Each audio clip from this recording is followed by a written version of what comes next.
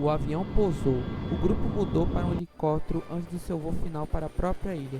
Eles pegaram outro homem em São José, Dennis Nedry, o gordo e desleixado programador de computador do parque. Hammond explica que o voo durará cerca de 40 minutos. Eles sobrevoaram Cabo Blanco e as vilas pesqueiras de Bahia Nasco. Hammond então descreveu a Isla Nublar como um monte submarino, não uma ilha verdadeira, com vapores vulcânicos visíveis em vários locais da ilha. Então, eles veem a ilha, uma lágrima invertida protuberante no norte, 3 milhas em seu ponto mais largo, e se estendeu ao sul por 8 milhas. Hammond explicou que eles precisam descer do helicóptero depressa por causa dos ventos.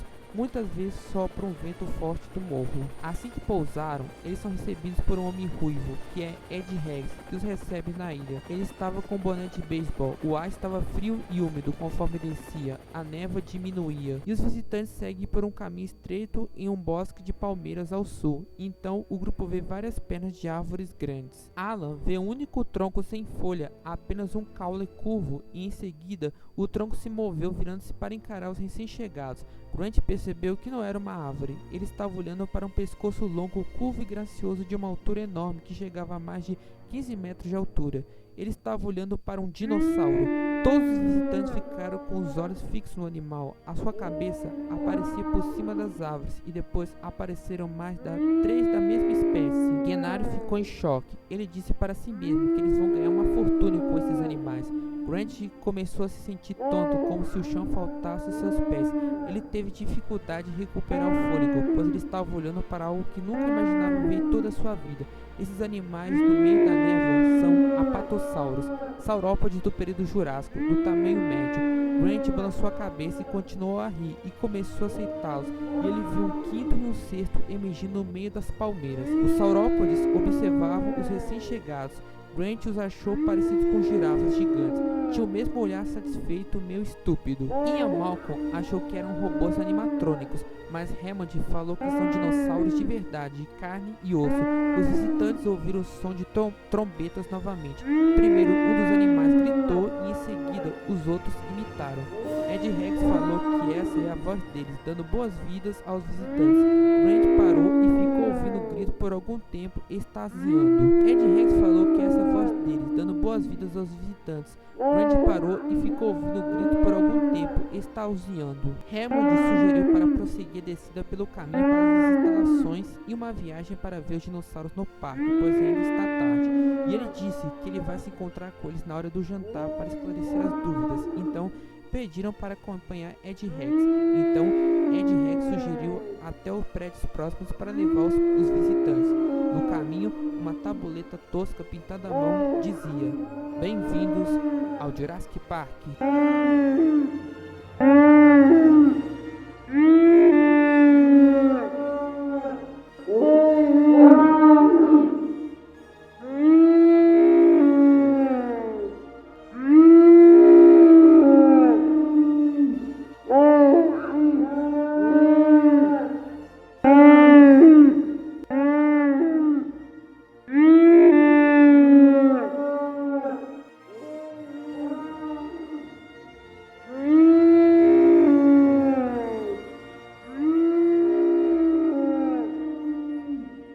Então, eles percorreram um túnel verde sobre as copas das palmeiras ao caminho de um edifício principal destinado a visitantes.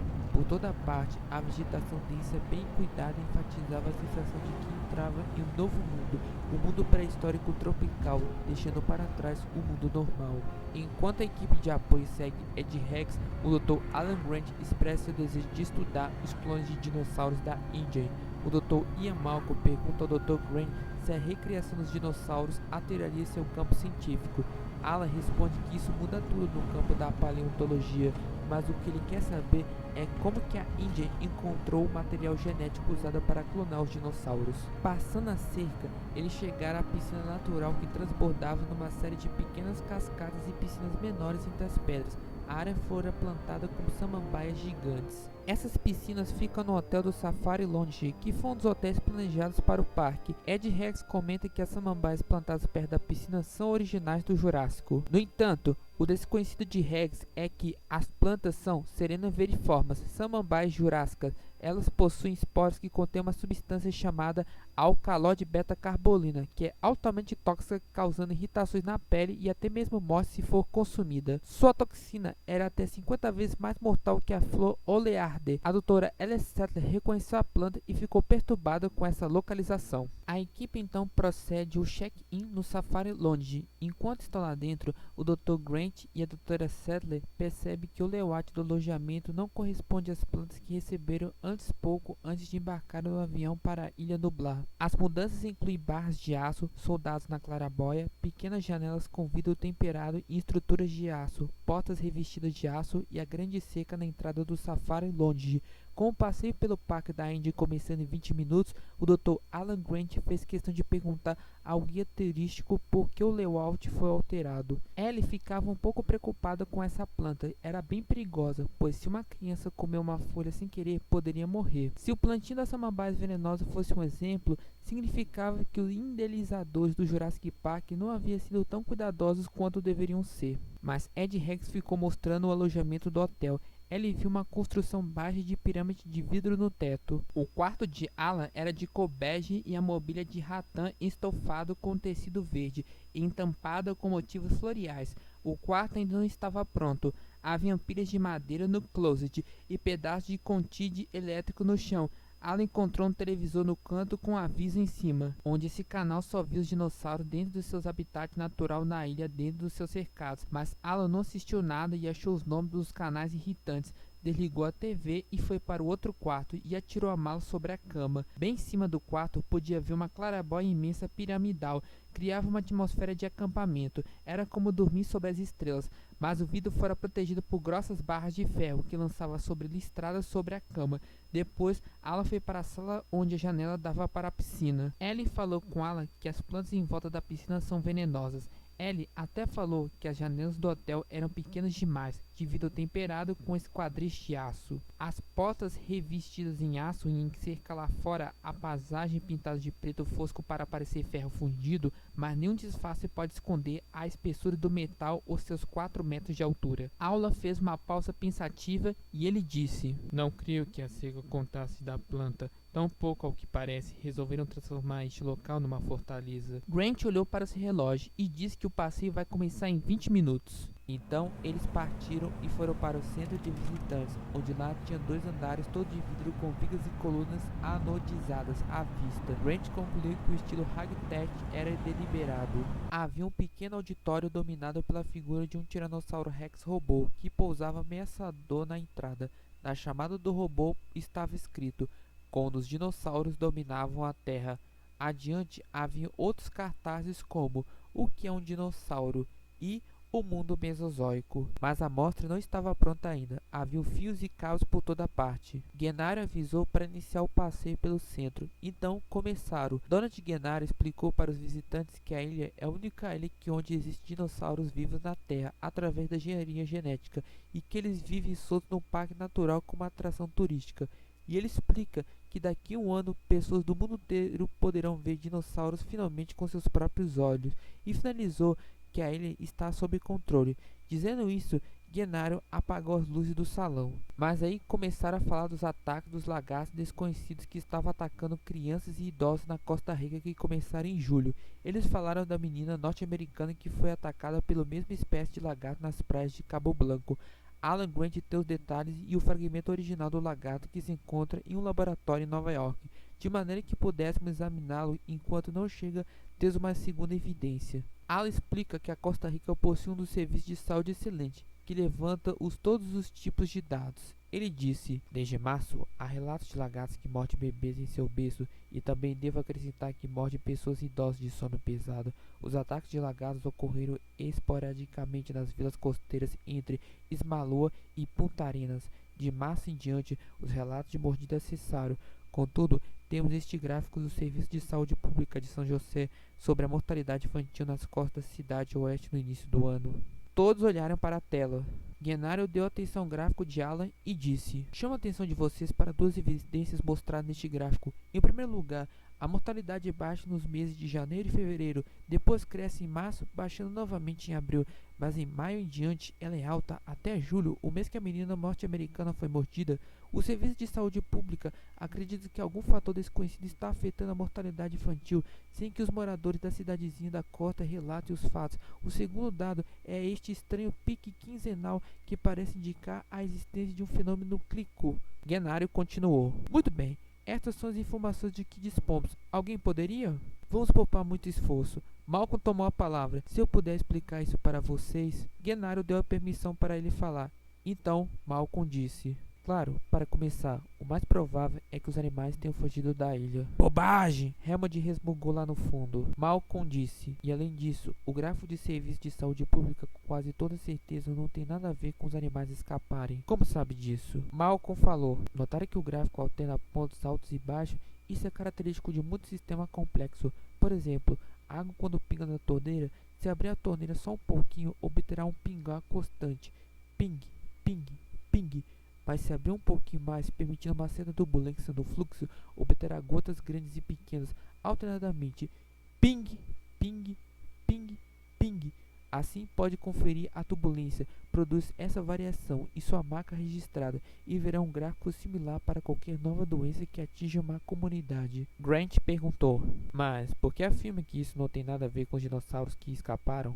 Malcolm respondeu: porque trata-se de uma marca registrada não linear. Precisaria de centenas de dinossauros fugitivos para provocar esse fenômeno, e não creio que centenas de dinossauros tenham escapado. Portanto, concluo que outro fator, como uma nova variedade de gripe, tenha causado as flutuações verificadas no gráfico. Gennario falou com Malcolm se ele acredita que os dinossauros tenham escapado da ilha. Malcolm respondeu que sim, e ele disse: por causa do que estão pretendendo fazer aqui, entenda, esta ilha tenta recriar um ambiente natural do passado, um mundo isolado onde animais extintos circulam livremente, certo?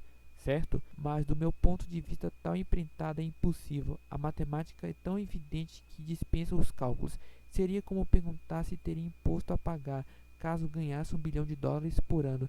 Não há necessidade de puxar a calculadora para saber. Claro que teria. De modo similar, posso garantir que ninguém consegue reproduzir a natureza deste modo, com sucesso, ou esperar êxito na tentativa de isolá-la. Por que não? Afinal, os zoológicos?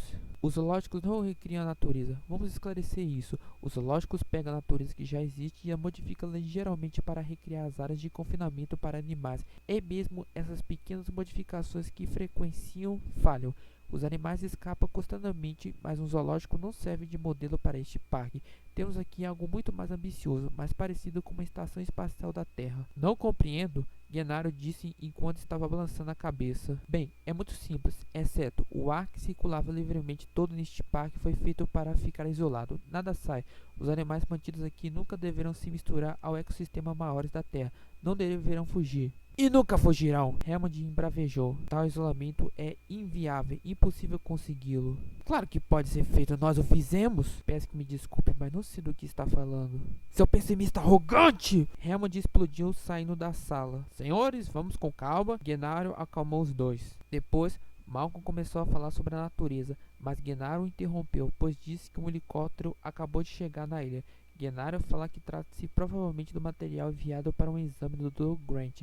Ele saiu da sala, todos o seguiram. No sopé da montanha, Gennario gritava para superar o barulho do helicóptero. As veias do pescoço soltaram. O que você fez? Convidou quem? Calma, Hammond disse. Gennario gritou de novo. Ficou completamente louco por acaso? Nada disso, olha aqui. Creio que eu preciso deixar uma coisa bem clara. Não, quem precisa deixar uma coisa bem clara aqui sou eu. Isso não é um acontecimento social, nem um passeio final de semana. Gennario contrapôs. Esta ilha é minha, posso convidar quem eu quiser. Hammond teimou.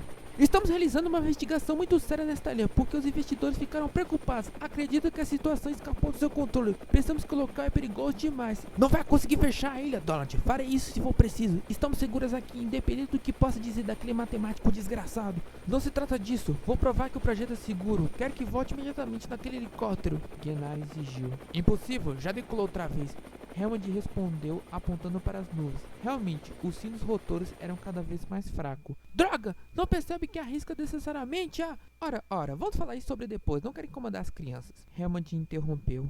Alan virou a cabeça e viu duas crianças descendo a encosta do morro, acompanhados por Ed Heggs. Um era um menino com 11 anos, usando óculos. Outro era uma menina que era mais nova, que tinha talvez uns 7 ou 8 anos de idade. Tinha cabelos louros presos a um boné dos Mids com uma luva de beisebol no ombro. As duas crianças desceram antes do caminho do heliporto e pararam a uma certa distância de Gennaro e Hammond. Meu Deus, Gennaro gemeu baixinho. Agora, por favor, vamos com calma. Os pais deles estão se divorciando e eu gostaria que se divertisse no final de semana conosco. Hammond pediu a Gennaro. Ai, vovó, chegamos! Ela gritou. Tim Muff percebeu que seu avô discutia com um sujeito de cara avermelhada à sua frente. Os outros adultos se afastaram, pois ficaram constrangidos e desconfortáveis pela tensão. Alex sentiu a tensão, porque deu um passo para trás, jogando a bola de beisebol no ar. Ed Heggs apresentou os netos de John Hammond para os outros visitantes. Primeiro, eles abraçaram seu avô, que os beijou. Depois, eles apertaram a mão do homem que o discutiram. O nome do sujeito musculoso era Gennaro. As apresentações foram nebulosas para Tim. Havia uma loira de short e um homem de barba, usando uma camisa havaiana com jeans. Depois, um gorduço que mexia com computadores, que não apertou sua mão, só balançou sua cabeça. Tim tentava ordenar suas impressões, mas não tirava os olhos das pernas da loira. Quando repentinamente se deu conta de quem sabia que era o barbudo, ele foi falar com ele. Ele disse que leu o livro dele, que é chamado de O Mundo Perdido dos Dinossauros. Alex riu e disse: Papai falou que Tim tem dinossauros no cérebro. Tim ignorou sua irmã, pois no que sabia sobre Alan Grant, um dos principais defensores da teoria de sangue quente dos dinossauros, responsável pela maioria das escavações no lugar chamado Morro do Ovo, em Montana, famoso pela quantidade de ovos de dinossauros encontrados. O professor Grant encontrará grandes partes dos ovos de dinossauros existentes. Além disso, desenhava bem e fizeram ele mesmo as ilustrações para seu livro. Dinossauros no cérebro. Para dizer a verdade, eu tenho o mesmo problema, disse Alan. Papai disse que os dinossauros eram estúpidos. Ele acha que Tim deveria praticar mais esportes, disse Alex. Tim ficou sem graça. Por que não vai embora? Já vou, respondeu a menina. Então Ed Heggs falou para começar o passeio no centro de visitantes. Então todos começaram a caminhar. Tim ouviu quando Gennaro murmurou para seu avô. Eu deveria matá-lo por ter feito isso, disse Gennaro. Depois, Tim olhou para o lado e percebeu que o Dr. Grant o alcançará. Qual a sua idade? 11. E há quanto tempo se interessa por dinossauros? Já faz tempo. Vamos ao museu às vezes, quando convenço a minha família. A conversa com o Dr. Grant deixou Tim nervoso. Seu pai não se interessa muito pelo assunto? Tim fez que sim e relatou a última visita da família ao Museu de História Natural, onde ele identificou corretamente uma impressão com o esqueleto de Tiranossauro Rex, 5027, com a impressão sendo que ele tinha mais vértebras do que a espécime real. Tim queria ver mais dinossauros no Museu de História Natural, mas seu pai e sua irmã queriam voltar para casa para assistir a última metade de um jogo do New York Mets na televisão, então sua família deixou o museu. Ed Heggs agora estava com raiva, pois pensou que virou uma babá idiota desconsolado, batendo o pé no chão enquanto esperava no centro de visitantes. John Hammond disse para ele: Vigie meus netos como se fosse uma águia, estão sob sua responsabilidade no final de semana. Ele odiará a missão e se sentiu humilhado. Ele não era babá e também não um guia turístico nem mesmo para os VIPs. Exercia a função de diretor de relações públicas do Jurassic Park. Ele tinha muito serviço a fazer até a data de inauguração, ao menos de um ano. Sua coordenação com as empresas de relações públicas de São Francisco e Londres e as agências de publicidade de Nova York e Tóquio já era um serviço de tempo integral, principalmente porque as agências não podiam saber qual era a atração principal do complexo. As firmas planejavam campanhas genéricas, nada específico, e estavam descontentes. Pessoas criativas como ele, pensou Ed, precisavam de estímulo de encorajamento para realizar um bom trabalho. Não podia perder tempo levando cientistas para passear. O grande problema na profissão de relações públicas era a falta de respeito profissional. Rex estava na ilha como intervalos haviam 7 meses, e todo mundo tentava empurrar os serviços incômodos para ele, como o episódio de janeiro. Henry deveria ter cuidado do caso. Henry ou Owens, o empreiteiro geral, mas nada disso tinha sobrado para Ed Heggs, o que poderia saber em matéria de socorro ao empregado doente, e agora se transformará em um misto de guia turístico e babá. Ele virou para trás as cabeças, ainda faltava um. Então lá no fundo viu a doutora Settler saindo do banheiro. Muito bem, pessoal, vamos começar o passeio pelo segundo andar, disse Ed Regis. Tim foi com os outros, seguindo Ed Regis na escada preta suspensa no ar, que dava no segundo andar do prédio. Eles passaram diante de uma placa onde se lia: área restrita, somente pessoal autorizado pode ultrapassar este ponto. Tim sentiu um arrepio ao ver o aviso. Eles atravessaram o corredor do segundo andar e uma das paredes era de vidro, dando um terraço com palmeiras meio encoberta pela neblina. As outras portas tinham placas como de escritório indicando: guarda do parque, serviço para hóspedes, gerência geral. Eles fizeram uma pausa na janela, olhando para uma sala pequena. Havia um mapa transparente do parque vertical impresso no vidro, e na frente deste uma série de consoles brilhantes do computador. Alguma das telas trazia dados, mas a maioria mostrava imagens em vídeos do parque. Havia apenas 2 pessoas lá dentro em pé conversando. Ed Regis apresentou os trabalhadores do Jurassic Park. À esquerda havia um engenheiro-chefe chamado John Arnold. Arnold trabalhou em engenheiro aeroespacial para os militares dos Estados Unidos, desenvolvendo mísseis. No entanto, após o nascimento de seu primeiro filho, as armas pareciam uma carreira muito mortal e desagradável para sua família. Ele então se mudou para o desenvolvimento e engenharia de parques temáticos, incluindo Walt Disney World em Orlando, Astroworld em Houghton e vários outros zoológicos e parques. E isso chamou a atenção de John Hammond para que ele fosse o engenheiro-chefe do seu parque feito de dinossauros vivos, e ele aceitou. Rex apontou para um homem magro com a camisa de manga curta abotoada até o pescoço e gravata fumando um cigarro. Ao lado dele encontra-se um encarregado da segurança do parque, o Sr. Robert Muldoon, um famoso caçador de Nairobi. Muldoon era um sujeito forte de roupa caqui, óculos escuros pendurados no bolso da camisa. Ele olhou de relance para o grupo, moveu ligeiramente a cabeça como cumprimento e concentrou-se nas telas dos computadores. Estou certo que deseja visitar esta sala, mas primeiro vamos mostrar como obtemos o DNA dos dinossauros. Ed Regis continuou. A porta indicava extrações e, como outras entradas do edifício do laboratório, precisava de um cartão magnético de segurança para ser aberta. Ed Regis enfiou seu cartão na abertura, a luz piscou e a porta se abriu. Prosseguiram, e Tim viu uma sala pequena banhada por uma luz verde. 4 técnicos em uniforme de laboratório trabalhavam nos microscópio e visor duplo ou estudavam imagens na telas de alta resolução. A sala estava cheia de pedras amarelas. Haviam pedras em prateleiras de vidro e em caixas de papelão e bandejas imensas. Cada uma tinha uma etiqueta com o número escrito em tinta preta. Regis apresentou Henry Wu, um homem esguio com uns 30 anos de idade. O Dr. Wu é o genetista-chefe do Jurassic Park. Henry Wu sorriu. Dentro do laboratório, o genetista-chefe Dr. Wu explica os processos de como os dinossauros foram criados. Ele primeiro mostra à equipe do endosso como o DNA dos dinossauros é extraído, e que o surpreendente que diz que a maior parte do material genético usado na criação dos dinossauros da ilha vem de insetos picadores presos em âmbar da era mesozoica. Veja que o Sr. Ned se interessa pela fase seguinte do nosso trabalho e como identificamos o DNA extraído para extraído. Para tanto, usamos computadores poderosos, disse Dr. Wu. Dennis Nedry era de Cambridge, Massachusetts, trabalhou na Integrated Computer System, onde Nedry era supervisor. Ao longo do passeio, Tim Murphy fica impaciente com o passeio e estava perdendo interesse. Chegaram então à terceira sala. Essa sala se chamava a sala da fertilização, onde insere a sequência complexa em óvulos de crocodilo. O Dr. Wu mostra a equipe um incubatório, onde explica que os embriões são colocados em ovos artificiais feitos de plástico. Finalmente, a equipe de apoio é mostrada ao berçário. Ele apontou para uma série de seringas sob a ultraluz ultravioleta. Pode matar qualquer ser vivo em 1 ou 2 segundos. Tim queria aprender mais sobre os venenos. O Dr. Wu explica sobre as explicações sobre o uso dos ovos não fertilizados de crocodilo como a substituição do DNA. Grant fez perguntas complicadas demais. No canto da sala, viram tanques com indicações de líquido N2 e viram também imensos frigoríficos no interior dos quais as pessoas poderiam andar com prateleiras contendo embriões congelados, cada um deles embrulhados com uma camada fina de folha alumínio. Alex estava entediada, Nedry bocejava e até mesmo a doutora Stedley começava a perder o interesse. Tim cansará de percorrer aqueles laboratórios complicados. Queria ver os dinossauros. A placa seguinte estava escrito incubadeira. Dr. Wu explicou que ali é um pouco mais quente e úmido, mantendo a temperatura dos 32 graus e a umidade relativa em torno de 100% e aumentando a concentração do oxigênio chegando a 30%. Alan observou e falou que a incubadeira tem a mesma atmosfera do Jurássico.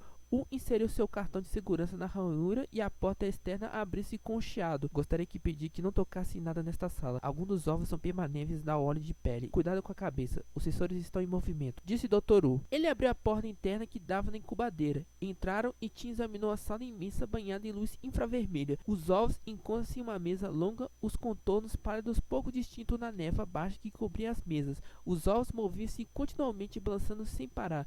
U explicou que os ovos de répteis contêm grandes quantidades de gema, mas nenhuma água, então os embriões precisam extrair água do meio do ambiente, daí eles precisam da névoa. U continuava explicando cada detalhe dos ovos. A arena na mesa continha cerca de 150 ovos e representava uma nova partida de extração de DNA. Mergulhados na névoa até a cintura, os funcionários encarregados da incubadeira moviam-se de um ovo a outro, enfiando as mãos na neblina, virando-se de uma hora em hora, verificando a temperatura com sensores térmicos. A sala era monitorada por câmeras de televisão colocadas no alto e sensores de movimento. Um sensor térmico suspenso avançava de um ovo a outro, tocava cada um deles com um bastão flexível e seguia em frente, emitindo um bip. Nesta incubadeira produzimos mais de 12 levas de extração, que rendeu um total de 238 animais vivos. Nossa taxa de sobrevivência está em torno de 4% e naturalmente desejamos melhorar esta marca. Mas na análise de computador trabalhamos com certeza de computador. Trabalhamos com cerca de 500 variáveis, 120 ambientais, outras 200 intra-ovos e o restante do próprio material genético. Os ovos são de plástico, inserimos mecanicamente os embriões e depois os desenvolvemos aqui. Quanto tempo leva para crescer? Os dinossauros crescem depressa, atingindo a maturidade completa entre 2 a 4 anos, por isso já temos vários adultos no parque, explicou U. U explicou sobre os códigos e os DNA e o que eles significam. Eles entraram em uma sala circular toda branca. Havia algumas incubadeiras, tipo utilizadas nos berçários dos hospitais.